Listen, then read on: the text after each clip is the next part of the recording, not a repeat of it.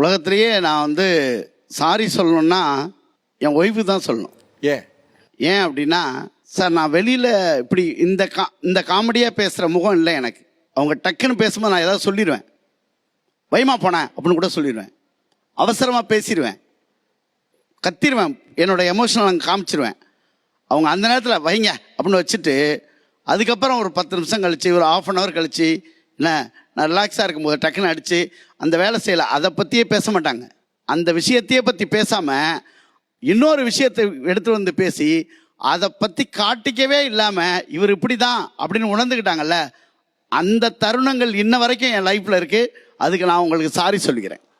நன்றி யாருக்கு சொல்லணும் அப்படின்னா எங்கள் அம்மாவுக்கு தான். ஒரு சாதாரணமாக ஒரு பிள்ளையாக பிறந்த ஒருத்தனை எப்படி இருந்தாலும் மேலே வந்துடுவான்னு எல்லா உறவுகள் அத்தனை பேரும் நம்மளை காலி பண்ணும்போது, இல்லை எனக்கு சப்போர்ட்டாக இருப்பான்னு ஒரு புள்ளியாக கூட கிடையாது. எங்கள் கிராமம் வேதாரண்யம் பக்கத்தில் ஆறுகாட்டுத்துறைங்கிற ஒரு ஊர். இன்றைக்கி நான் 33 நாடுகளுக்கு மேலே ட்ராவல் பண்ணியிருக்கேன். MA, MPhil, PhD, டாக்டரேட் பட்டம் வாங்கியிருக்கேன்னா எங்கள் அம்மா என்கிற விதை தான் காரணம். அவங்க இல்லைன்னா இந்த உலகத்தில் நான் இல்லை. ஸோ 2 பேருக்கு சொல்லணும்னா என் மனைவியும் எங்கள் அம்மாவும் தான். அவர் வந்து என்ன காரணம்னா, அவர் எல்லா விஷயத்துலையும் இன்வால்வ் ஆகிறாரு. அவர் என்னதான் வெளியில் ஓடினாலும், எவ்வளோ லேட் நைட் வந்தாலும் குடும்ப விஷயத்த பேலன்ஸ் பண்ணிடுறாரு. எல்லா விஷயத்திலும் எனக்கான முழு சுதந்திரத்தை அவர் வந்து கொடுத்தேன்னு சொல்லவே மாட்டார்.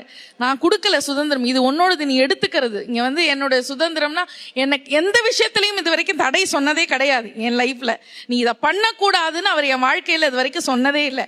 அப்படி ஒரு விஷயத்தை அவர் சொல்கிறாருன்னா அது கண்டிப்பாக அது எனக்கு தீங்கு விளைவிக்கக்கூடிய ஒன்றா இருந்தால் மட்டும்தான் அவர் அப்படி சொல்லுவார்.